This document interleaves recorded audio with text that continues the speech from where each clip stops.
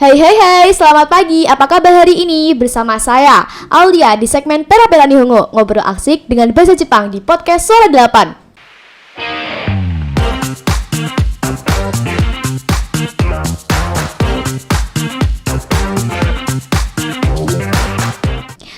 Ya, hari ini kita akan mengobrol bareng Nada dan Meski, murid SMK Negeri 8 Semarang jurusan PS.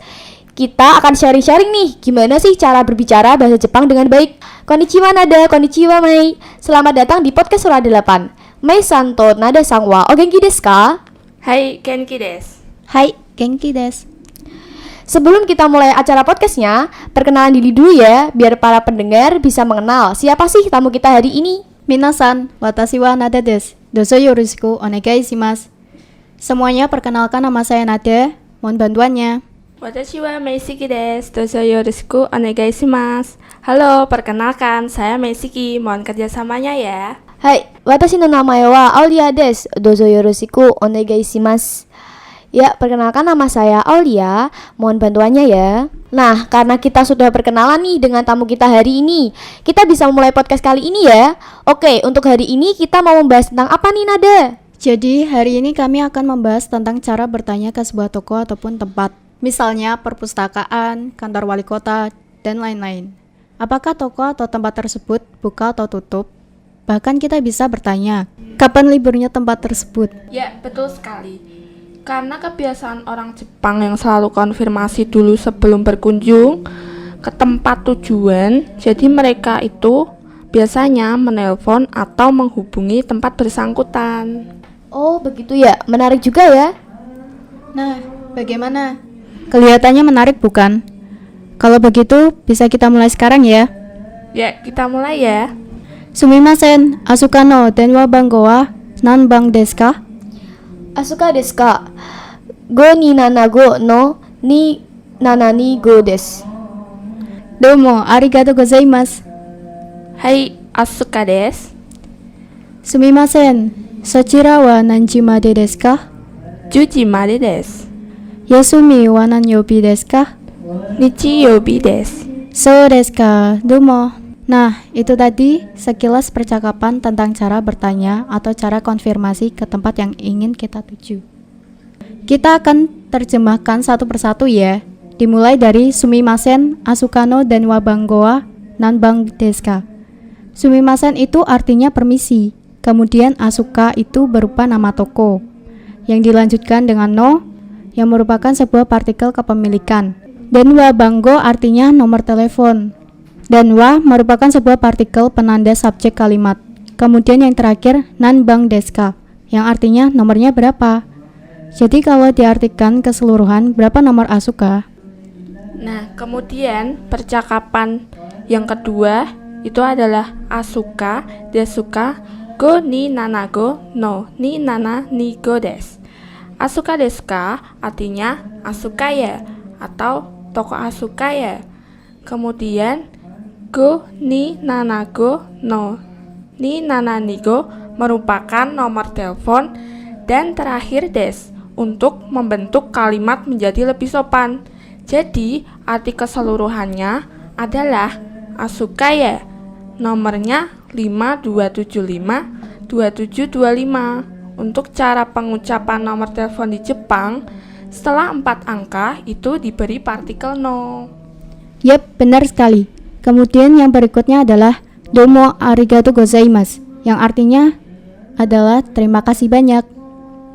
Berikutnya, hai Asuka desu. Hai artinya iya. Asuka adalah nama tokonya, dan des untuk membuat kalimat menjadi sopan. Yang kalau diterjemahkan adalah iya, di sini Asuka. Berikutnya adalah sumimasen. Sochira wa nanji made desu ka? Sumimasen artinya permisi. Sochira artinya di situ. Wa-nya adalah partikel penanda subjek.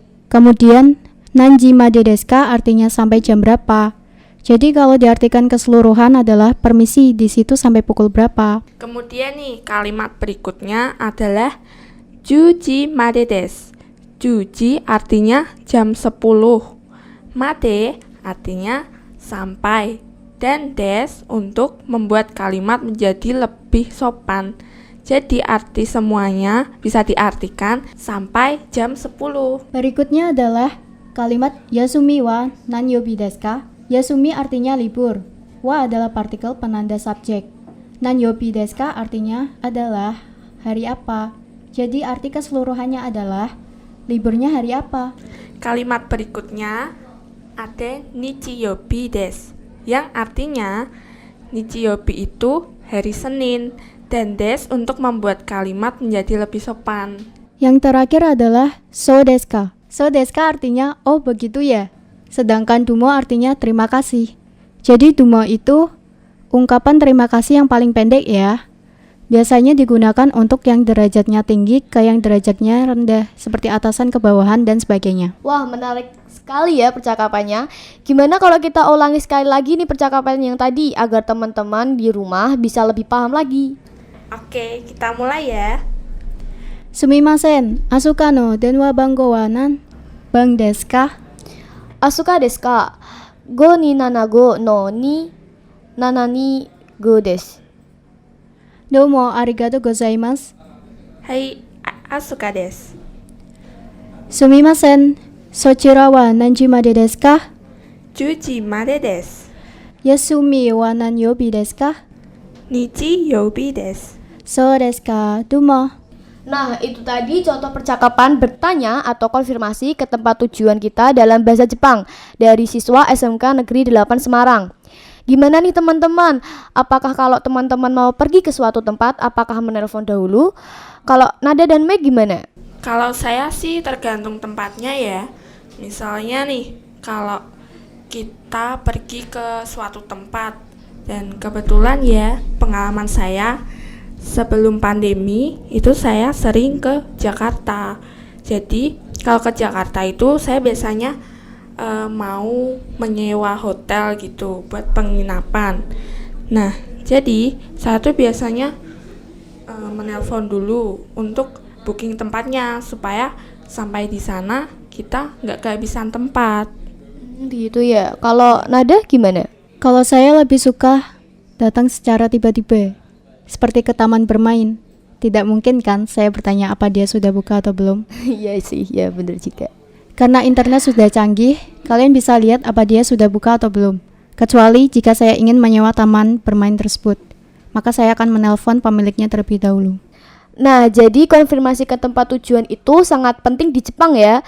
Sebelum kita pergi ke tempat yang mau kita tuju, pastinya kita harus memastikan dulu ya. Nanti kalau kita perginya tanpa konfirmasi, sudah jauh-jauh datang, ternyata tutup kan jadi sia-sia kan? Ya bener banget tuh, soalnya seperti yang saya bilang tadi. Nah, itu tadi sedikit pelajaran yang bisa kita share untuk hari ini.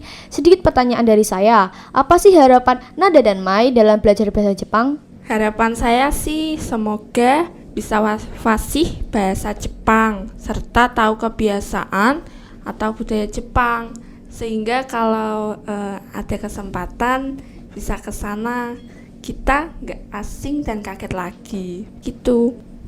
Kalau saya, karena saya menyukai belajar bahasa dan ingin sekali menguasai beberapa bahasa asing. Mungkin dengan belajar bahasa Jepang di sini saya dapat menguasainya secara keseluruhan dan dapat berkunjung ke sana suatu saat nanti. Terima kasih. Oke, mungkin dari Nada atau Mai ada yang ingin disampaikan pesan-pesan untuk siswa yang di rumah? Pesan saya buat siswa di rumah, tetap semangat belajar walaupun dalam keadaan pandemi seperti ini. Kemudian tetap patuhi protokol kesehatan dimanapun kalian berada. Ganbate. Kalau dari saya ya, sekarang memang sedang pandemi, tapi jangan buat pandemi adalah suatu halangan buat kalian terus maju. Kalian mungkin tidak bisa terus-menerus bermain di luar, tapi kalian bisa membuat permainan sendiri di rumah dengan cara melakukan sesuatu yang membuat kalian senang. Jangan menyerah, lakukan apa yang membuatmu senang dengan tidak merugikan orang lain. Ganbate. Ya, sudah banyak ngobrol nih kita hari ini. Semoga percakapan hari ini membantu para siswa untuk semakin semangat belajar bahasa Jepang ya. Jadi, sebelum mengakhiri podcast ini, SMK 8 punya jargon kebanggaan SMK 8 loh. Jargonnya adalah SMK Negeri 8 Semarang. Idola, inovatif, disiplin, kolaboratif. Bareng-bareng ya. SMK Negeri 8 Semarang. Idola, inovatif, disiplin, kolaboratif. Terima kasih kepada Nada dan Mai yang sudah berkenan hadir di podcast Suara 8 di segmen Pera Pera Nihongo. Semoga kedepannya podcast Pera Pera Nihongo dan podcast Suara 8 lainnya bisa sukses dan berlanjut terus ya. Tetap pantengin terus podcast Suara 8. Kita akan selalu membuat konten-konten yang menarik di setiap minggunya. Tetap semangat, tetap patuhi protokol kesehatan selalu. Salam idola.